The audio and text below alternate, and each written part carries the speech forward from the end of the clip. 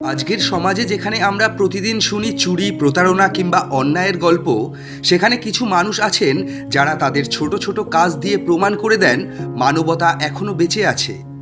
এমনই এক ঘটনা ঘটেছে বনগাঁর গোপালনগর এলাকায়। ঘটনাটি শুরু হয় একদল যুবকের টোটোতে করে ঘুরতে যাওয়ার মধ্য দিয়ে।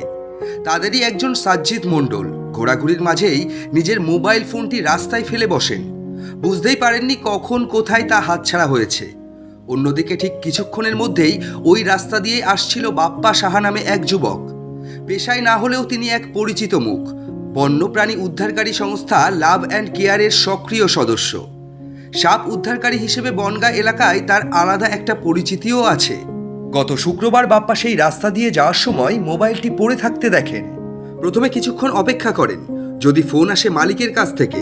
কিছুক্ষণের মধ্যে ঠিক তেমনই ঘটে। মোবাইলের মালিক অন্য এক নাম্বার থেকে তার ফোনে ফোন করলে বাপ্পা রিসিভ করে বলেন ফোনটি তার কাছে আছে।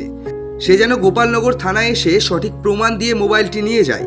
ওদেরকে আমরা ফোনটা ফিরিয়ে দিতে পেরে আমরাও খুব আনন্দিত এবং আপনাদের কাছে একটা অনুরোধ করব, যদি কারোর ফোন দেখেন এরকম হারিয়ে গেছে বা রাস্তায় পেয়েছেন, তবে আমার মনে হয় তাদেরকে ফোনটা ফিরিয়ে দেওয়াই সব থেকে ভালো হবে। এতে আপনিও আনন্দিত হবেন এবং সেই মানুষটা যে টেনশনে ছিল সেও দুশ্চিন্তামুক্ত হবে।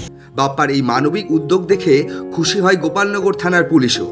তারপর পুলিশের ব্যবস্থাপনায় বাপ্পার হাত থেকে ফোনটি ফিরে পায় সাজ্জিদ। সেই মুহূর্তে ছেলেটির চোখে মুখে ফুটে ওঠে এক আনন্দের ছোঁয়া। এই ঘটনা শুধুমাত্র একটি ফোন ফেরতের গল্প না, এটি এক মানবিক মূল্যবোধের, সত্যতার এবং সামাজিক দায়িত্ববোধের উদাহরণ। যেখানে অনেকেই সুযোগ পেলে অন্যের জিনিস নিজের করে নিতে দ্বিধা করেন না, সেখানে বাপ্পা সাহা দেখালেন সত্যিকারের মানুষ কিভাবে চিন্তা করেন, কিভাবে কাজ করেন। এই ঘটনা প্রমাণ করে একজন মানুষের ছোট্ট একটা সৎ সিদ্ধান্ত অন্য একজন মানুষের মুখে হাসি ফোটাতে পারে, সমাজে আশার আলো জ্বালাতে পারে। চলুন বাপ্পা সাহাদের মতো হতে শিখি, আমাদের চারপাশকে একটু ভালো করতে চেষ্টা করি।